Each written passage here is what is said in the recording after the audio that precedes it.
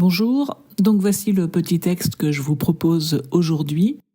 N'hésitez pas à appuyer sur pause le temps de votre méditation et ensuite vous pouvez poursuivre si vous le souhaitez la lecture de la vidéo pour écouter ce que ce texte m'a inspiré à moi.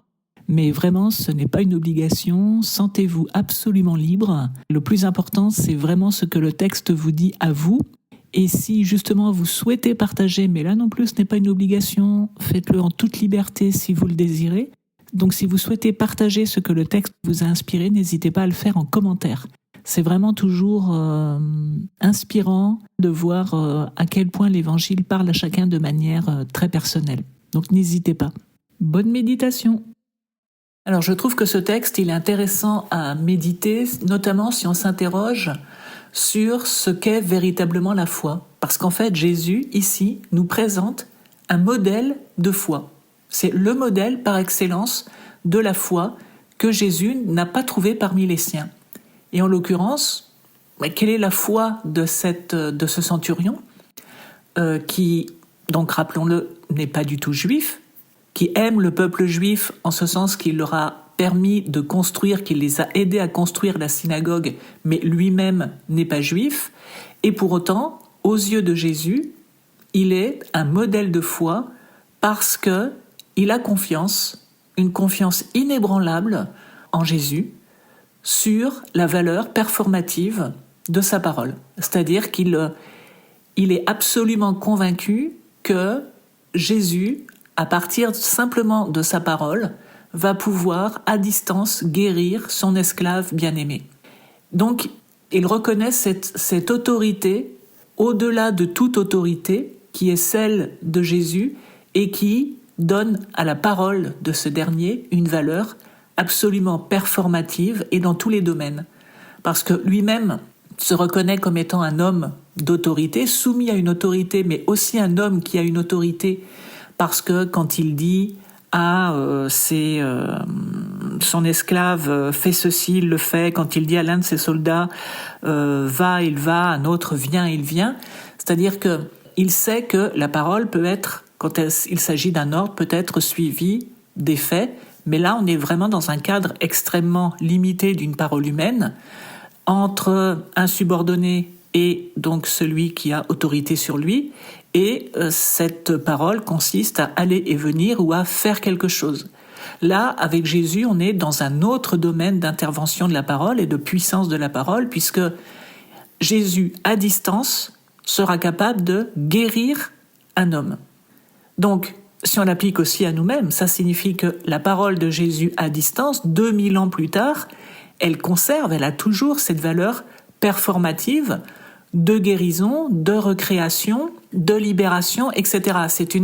C'est une parole qui reconstruit l'humanité, en fait, qui reconstruit profondément notre humanité, qui en évacue tout ce qui peut entraver cette humanité. Et cela sans que nécessairement Jésus soit physiquement présent, c'est-à-dire qu'à distance, lui, dans le monde invisible, ou même sa parole ayant été prononcée 2000 ans plus tôt, cette parole, elle a toujours cette puissance-là. En gros, en tout cas moi c'est comme ça que je l'ai compris, ce centurion c'est ce qu'il a compris. Et c'est pour ça que Jésus fait de lui un modèle absolu de foi. Et je trouve que ça nous interroge, à savoir est-ce qu'on a véritablement cette confiance en Dieu, cette confiance en la puissance performative de la parole de Dieu?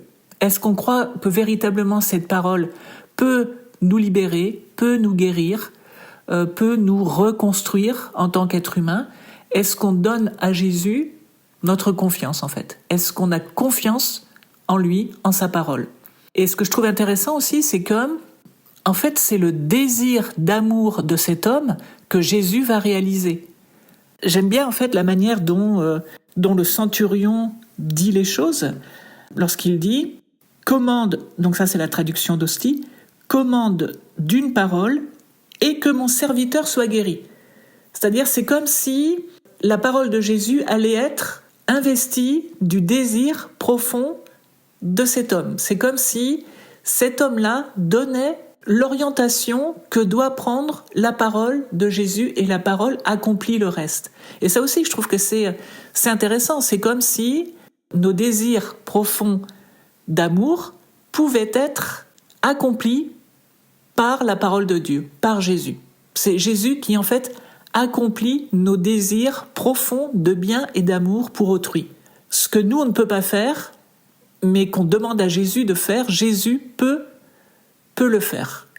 Enfin voilà, il y a plusieurs pistes en fait que je trouve intéressantes dans ce petit texte, et aussi se souvenir vraiment que le modèle de foi, c'est pas un croyant ici que nous présente Jésus. Ce modèle de foi, c'est pas un croyant qui s'affiche ouvertement croyant, qui a une pratique religieuse régulière, etc. On est vraiment ici dans un autre domaine de ce qu'est la foi profonde aux yeux de Jésus. Donc je trouve que ce texte, voilà, a plus d'un titre, et il mérite vraiment d'être médité pour qu'on s'interroge sur notre propre foi.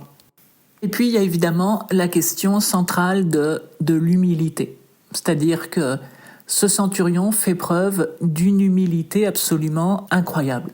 Et bon, l'humilité, ça c'est sûr, c'est une clé d'entrée dans la foi véritable en Dieu, qui est absolument essentielle. Absolument essentielle. Et je pense que c'est aussi pour ça que Jésus loue la foi de ce centurion. Donc là aussi, ça nous interroge. Est-on humble ? Est-on humble dans notre rapport à Dieu, dans notre rapport aux autres ? Est-ce qu'on cultive l'humilité ? Personnellement, c'est un point sur lequel je crois j'ai encore des progrès à faire. Et puis, dernier point que je rajoute, que je n'avais même pas vu aux premières lectures, c'est qu'en fait, ce centurion, il n'entre même pas en contact direct avec Jésus. C'est-à-dire que, je crois, le texte en tout cas laisse entendre qu'ils ne se rencontrent même pas et qu'ils n'échangent pas directement, puisqu'il envoie d'abord des anciens et puis ensuite ses amis. Et donc c'est quand même aussi incroyable que Jésus fasse d'un modèle de foi quelqu'un qu'il n'a pas rencontré physiquement parlant. Ils n'ont pas été en contact, ils n'ont pas échangé l'un avec l'autre physiquement parlant. Et ça, c'est quand même aussi... c'est quand même à méditer. C'est quand même assez incroyable, cette histoire.